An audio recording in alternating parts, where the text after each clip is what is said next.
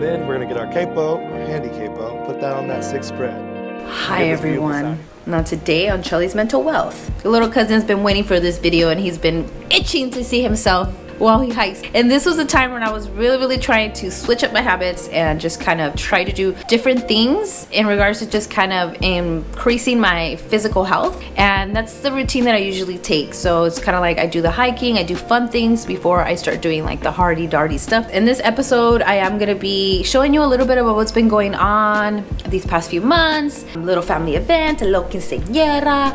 I don't really know exactly how much, because I actually filmed a lot of family function things, but unfortunately my family don't really want to be shown, which I understand, so I have to be mindful. So if I am gonna be showing a little bit of my family functions, it's gonna be just a little bit, maybe like not half a second, but maybe like a minute of like very short clips. In between of all that stuff, I am gonna be talking about my experience over what happened with my panic attack, what's been going on with me mentally, and what is it that really triggered my panic attack, and why I've been feeling, or why I was feeling depressed, because I can tell that I'm in a better place now. So I'm glad that I've decided to film this when I'm more in a better space, so I can really reflect, because I didn't want to sound repetitive. That was the main thing too. I was like, you sound so repetitive, which is great. These videos help you, or at least helps me, take more accountability, and it helps you kind of figure out like, whoa, you're doing the same damn patterns.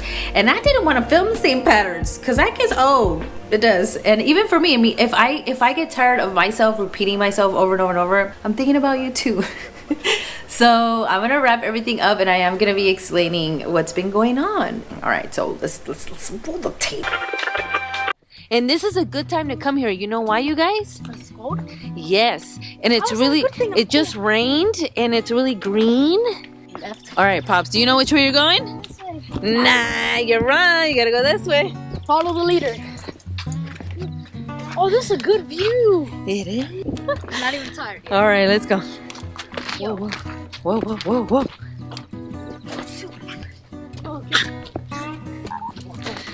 Whoa! Why are you going through there? You don't know if it's poison. Cut through. Chin's supposed to follow you guys. She's smelling the ground. Okay, wait. Are we going to the top? Whoa! Are we going to the tippy top? Yeah, you have to go this way. This way? Yeah. You're gonna go that way. You're going the right way. I think this is the great exercise for you. Whew! I'm running low. Okay, we're getting to the easier part. Okay, I'm gonna let Cheezies go. Ready, set, go! Oh, so guys. Look at this. This is even a better view. That's LA right there for sure.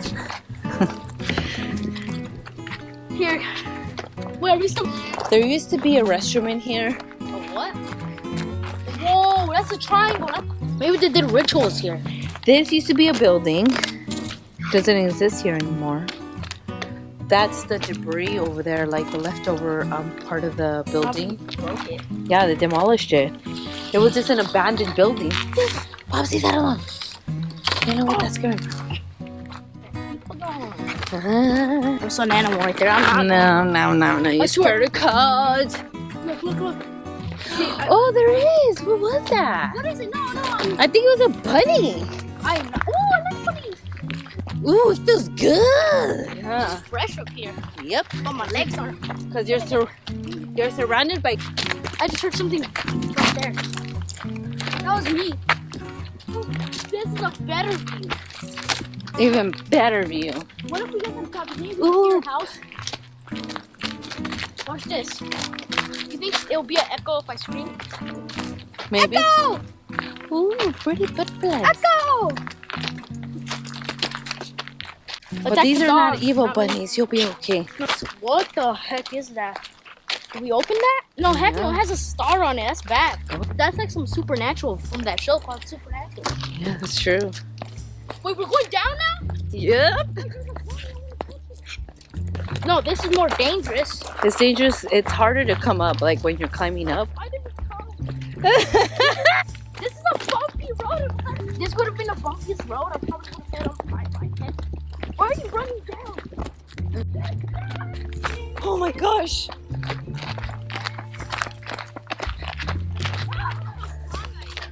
Oh my gosh, that was tiring. Be careful, it's pretty steep. Yeah. You got this.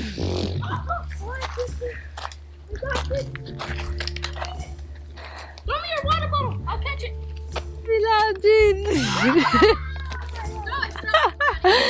Oh my god. No, so bad. Gotta hurry up. Who cares? I'm right here. He's going. Now go over. Help, Jiggy. That just shows that we're not as active as Fernando.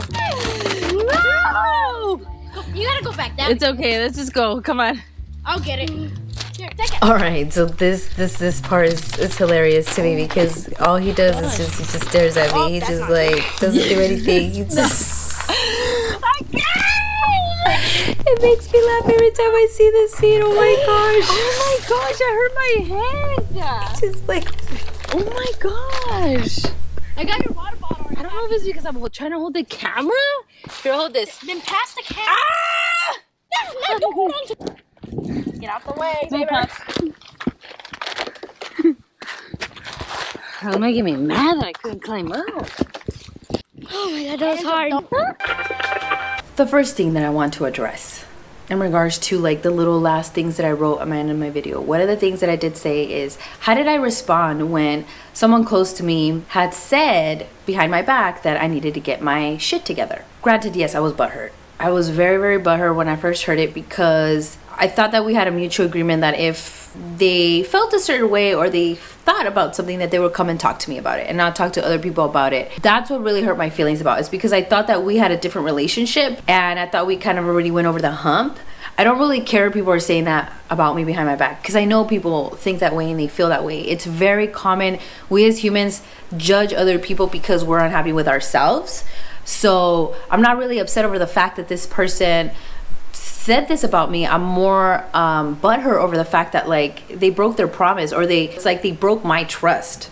So that's why I was butthurt. Like, I don't care if you think that I need to get my together. I know that my stuff is not together and I never play the part like if my is together. I just don't, because it's not. That's not saying good or bad, you know, because there's no point. But like I said, yes, I was butthurt that they said that. And I don't know, that's my advice to anyone that maybe has dealt with someone and they knew that they were saying that behind their backs. You just have to remind yourself, like, it's a projection of their own insecurities. My recommendation is ignore it. It's their insecurities are projecting that on you. Nobody ever has theirs together. You can't judge people's progress and the way they are. That's just the way it is. Just make sure that you choose who you choose to hang out with, because you have to protect your own energy and aura. And just because this person said that about me, I'm protecting my own aura and I'm distancing myself. So that's just my way of coping with this. I will say this, I have not spoken to the person about the situation and I am still contemplating about it, going through it and saying like, hey, you know, I didn't like this, like why, like it made me butthurt. Like, it's not even about what you said, it's just the fact that you still said things about me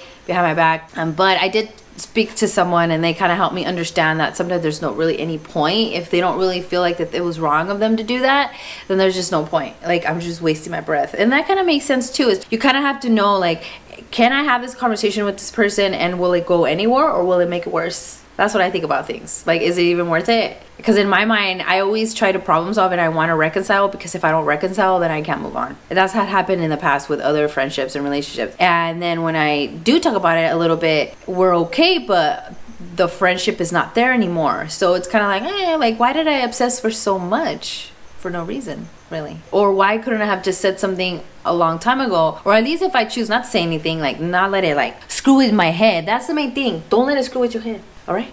So that's that on the fact that they said that behind my back. And a lot of people have been saying that repeatedly. And to be honest with you, I don't care anymore. So to each their own. The other thing in regards to rehab that I wanted to talk to people about is, oh my gosh, when I went to rehab. One thing that I realized is, wow, you cannot judge people. There was a lot of individuals there that what they were addicted to or what they were trying to overcome in regards to substance abuse was very eye-opening for me. I was like, honestly, I felt Like I don't know if anybody's experienced that, but like people make fun of people that are trying to like reduce the consumption of cannabis use because they feel like it's not a drug. And I think that anything could be a drug. Like you could be addicted to like shopping, you could be addicted to eating food, you could be addicted to anything. You could be addicted to smoking cannabis, you could be addicted to smoking cigarettes, you could be addicted to attention, you could be addicted to likes, you could be addicted to anything. Going in there, I was like, wow. It helped me with my biased views. I had such biased views about certain like drugs and how people might look like, or it was just like, it was good for me to realize like, wow, we are all struggling with things, and we might think someone's okay or they look fine or they look healthy and they're struggling with this type of substance abuse. And the sad part about it is a lot of people are struggling with meth. That to me was just kind of like, oh my gosh, it was so disheartening for me. Like I'm like, wow, this breaks my heart that a lot of people are dealing with this. And but then it makes me feel like, what's wrong with me? Like I'm over here struggling with this, and then you compare yourself. You're like, I'm a baby back B, and that means like I'm being like, that's not good. That's also, it's not good that I was thinking that way, because we all are addicted to something for a reason, and we need to figure out how to break that addiction. And so when I was in there, hearing everybody's like testimonials and stories and stuff was hard for me, because I was able to put myself in everybody's shoes and put myself like, wow, that could be me. Wow, that could happen to me. Or wow, that was close. That I was close enough to getting to that point. And it broke my heart in a way where it was like, whoa, like it was like a mirror basically for me. I was just like, that's where you could end up even worse, or that's where you're heading. That to me was like, I couldn't stop crying. I was like, I mean, hearing everybody, I was like, and then I was the last one, so I was like, bam. So I was like crying, and I remember hearing everybody's stories makes me realize that I do have a problem, because I'm hearing and I'm thinking, oh my gosh, I cannot smoke cannabis, so that means I have to drink beer. And which is sad that we think that, or at least I think that way. Sometimes when we get addicted to things that we feel like we need to replace something with something else. Me going through that while hearing everybody, I was like crying and letting everything out and just saying, you know, like I just want to stop, this is too much and all this stuff. And then what was interesting is that when I went back a few days later, a lot of people started being honest about their cannabis use, and a lot of people started realizing like, oh whoa, I didn't realize that, like, yeah, I stopped doing this really intense drug, but now I'm doing something else that's still stimulating, and it's probably also hindering my ability to move forward depending on the progress or depending on where you're at mentally. So a lot of people started like spilling the beans. They started realizing like, this girl has problems with like cannabis, and we are too, but we're not saying anything because technically nobody's supposed to be doing anything. You're not supposed to be drinking, smoke. You're not supposed to be doing anything. So let's say if you're not doing any methamphetamines and you decide to do something lesser of a, you know, thing, then you jump in. But the thing is that like, I feel like that's different, because in my opinion, I feel like if you're jumping from like methamphetamines and you're trying to do a lesser drug, like I think that it's good for you to go there to weed yourself out, but then eventually stop the cannabis use, because it's very easy for you to start picking up the same habit with another substance abuse or with another bad habit. So it was eye-opening for me, and going into an outpatient program. Unfortunately, I couldn't do it because of the scheduling, and I don't think that I was mentally ready to like really indulge myself in that. As I get selfish where I'm like, no, like it's like, how am I gonna edit? Like, how am I gonna do my videos if I can? Like, and then, but it's not healthy, because technically I'm not really taking care of myself, and it's like, if I'm not taking care of myself, eventually I'm just gonna drain myself out. There was moments where yes, I stopped going to rehab. Like I decided like it just doesn't fit my schedule and it just wasn't working out, that I took a different route where I was like, okay, so then I realized in rehab that my environment, I kept saying that my environment, my relationships was the main reason why I kept going to my habit, because I was numbing and I was trying to run away. And it was interesting because even during that whole process, I did speak to a few professionals, and they were able to tell me that yes, it's very common, because at first you weren't doing that as a coping mechanism, but then it turned into a coping mechanism, and then now it's not working anymore. So now you have to figure out a way where you can heal and replace that coping mechanism with something else when something else triggers a similar feeling or situation. So it was very eye-opening for me, and that really helped me a lot. And then I think because I do work in the field, and I came to realize that, okay, yeah, it's my environment. Like, okay, I keep blaming the substance, but if I don't fix my environment, I'm still gonna go run and do something else. So I started focusing on my environment. and started focusing on how I could fix my environment. And my environment had to do with my relationship, because our relationship, our communication skills are just not great at all. I mean, we got used to arguing a lot. We got used to yelling, screaming, cursing, shoving. It was interesting because it was like it would get really bad, and then it would be okay, and then really bad. And it was weird. It all depended on situations and certain triggers, but it took a toll on me. It took a toll on me mentally, in a sense of like, I am tired of being in an environment or being in a relationship where it's constantly arguing, not getting along. It's hurting my soul. Basically, it was hurting my heart. It was making me, I mean, it's normal. It's normal in a sense, like that can happen to anyone, like, because if it's a family member that's toxic, if it's a family member that's always arguing with you, it's just a family member that's always putting you down, or vice versa, you have to realize like, wow, I can't be around this person because they're never going to change. So I need to remove myself from that situation. During that whole process, I was really trying to figure out how to fix my environment. I recommended going back to couples therapy, but then I changed my mind,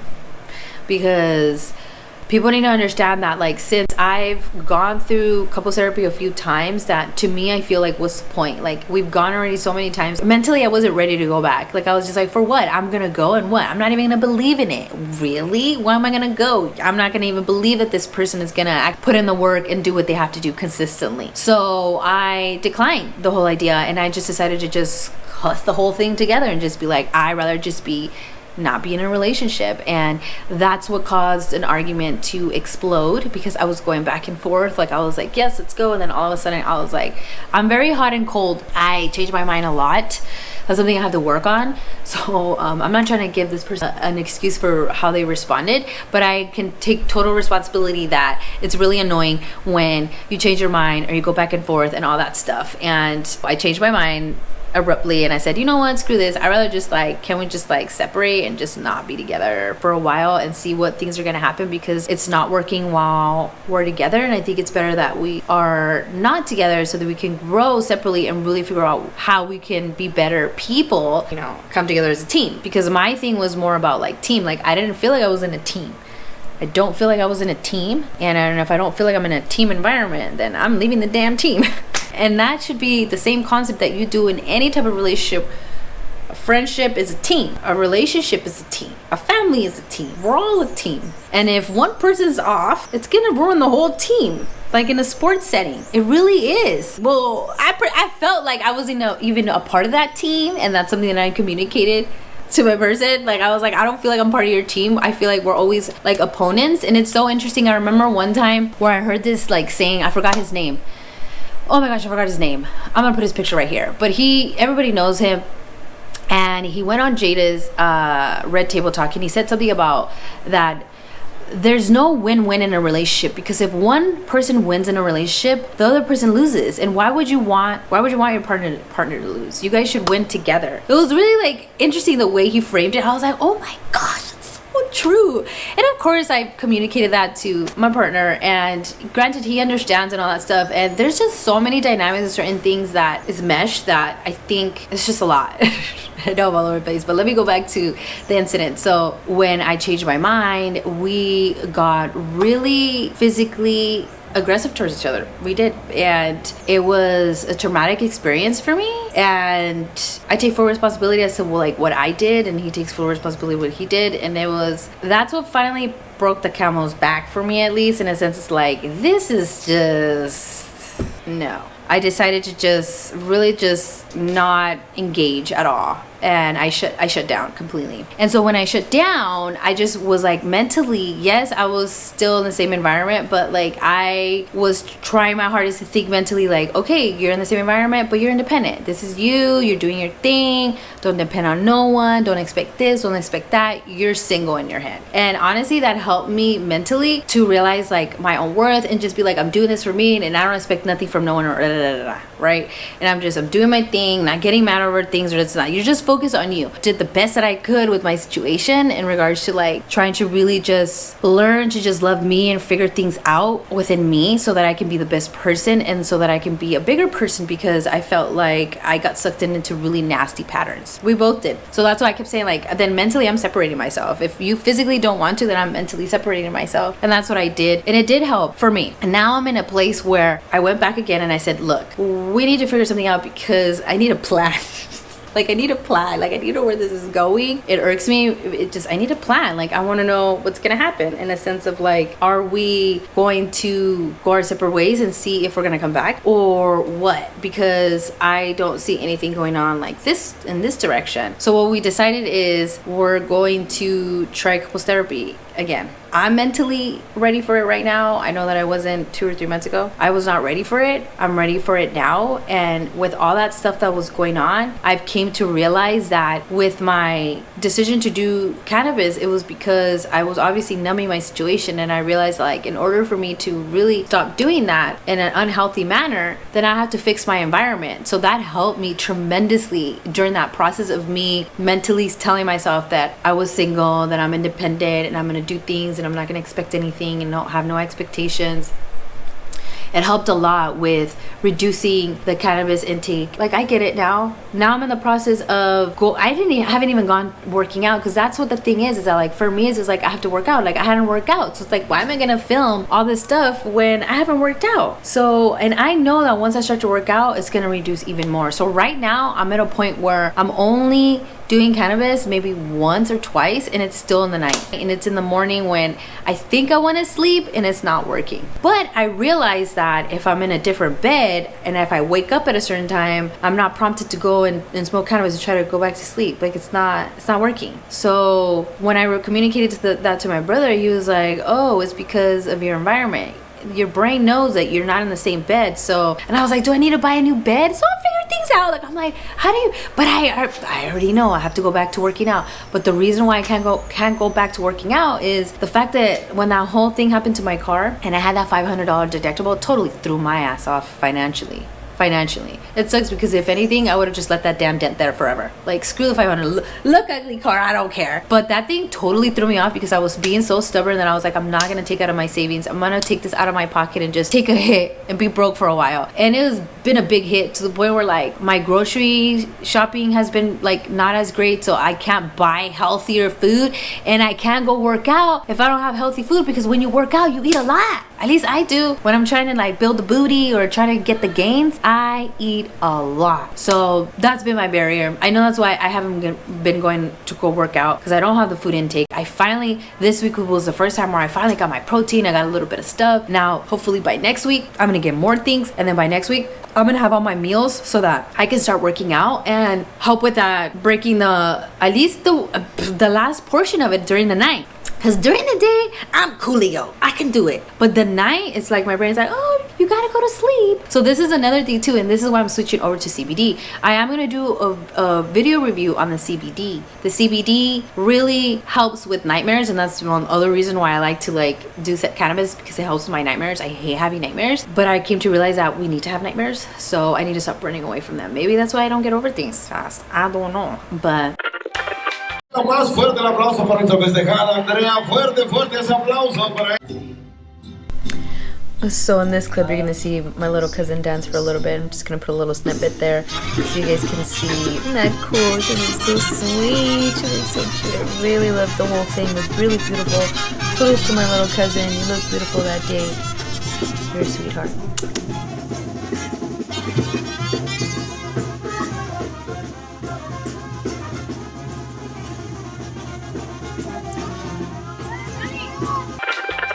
I forgot to add something in the video. No, not him. How I processed, or how I handled my first panic attack. Now I know I talked about it a little bit on my other video, not my other video, but yeah, my other video, and then again on this one. But the way I handled my panic attack is I was fortunate enough to have people around me. I got my phone and I called someone to come and help me, and I threw up, I pooped. They brought an ice pack. I started taking deep breaths. I started telling myself that everything was okay and it was all in my head, and that really helped tremendously.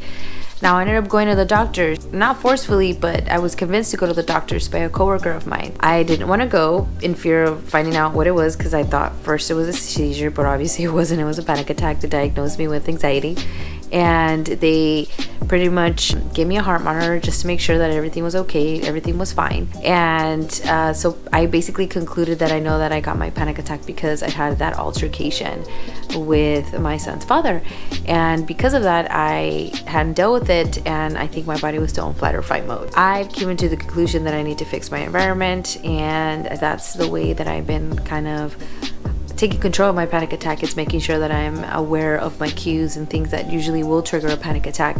So I'm just being very mindful about my environment and what I surround myself, what I see, especially what I see and with social media stuff too. Like, it's been very, very hard. It's funny because Gary Vee always talks about how like some people are not meant to be entrepreneurs, and I understand that in a sense of like, if you're not business savvy and if you cannot be ruthless or just not take things personal, it takes a toll on your anxiety and your mental health. So I totally agree with what he says. That sometimes I wonder, am I capable of doing this social media thing and still doing my passion and sharing this information while I get knocked down in the meantime and feeling actions over weird things business wise? I don't know.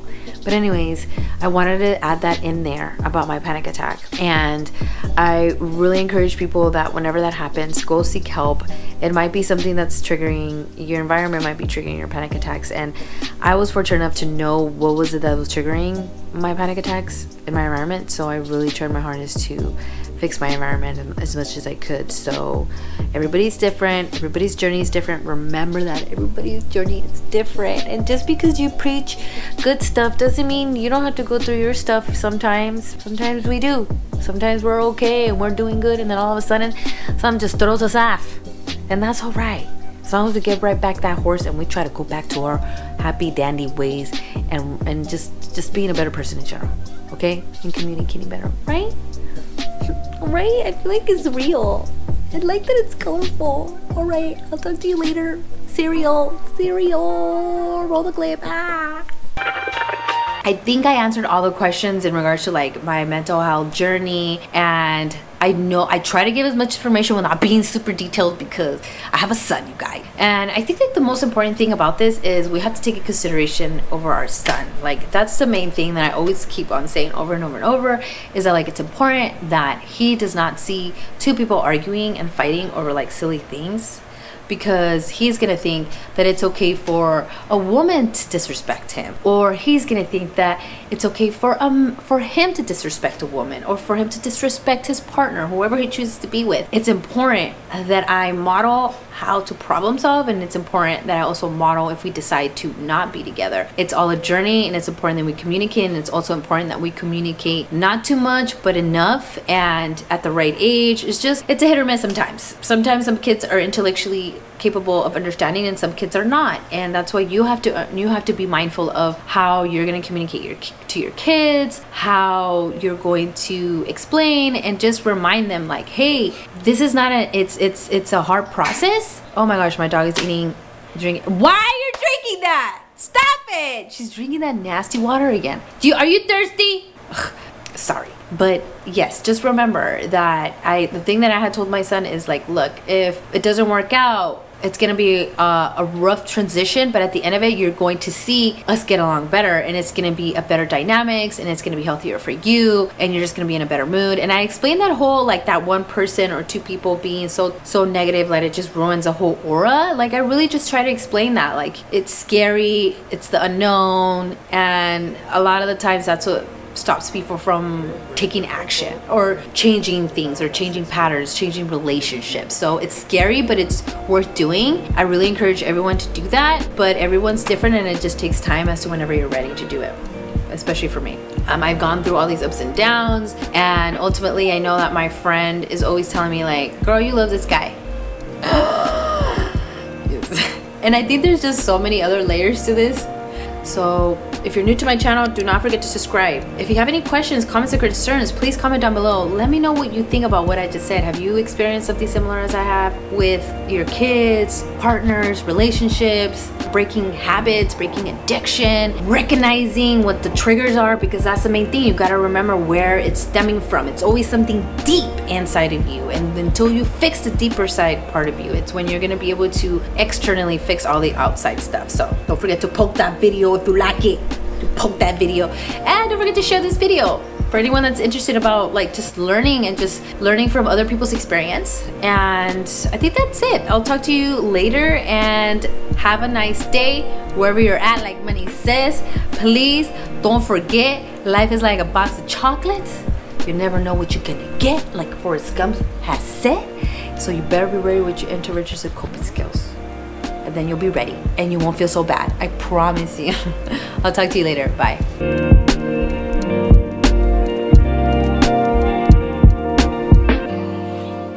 I think all of us should have a hobby of some kind. If they like to play, get them a good instrument and play. You don't have to try to make a living out of it, just play.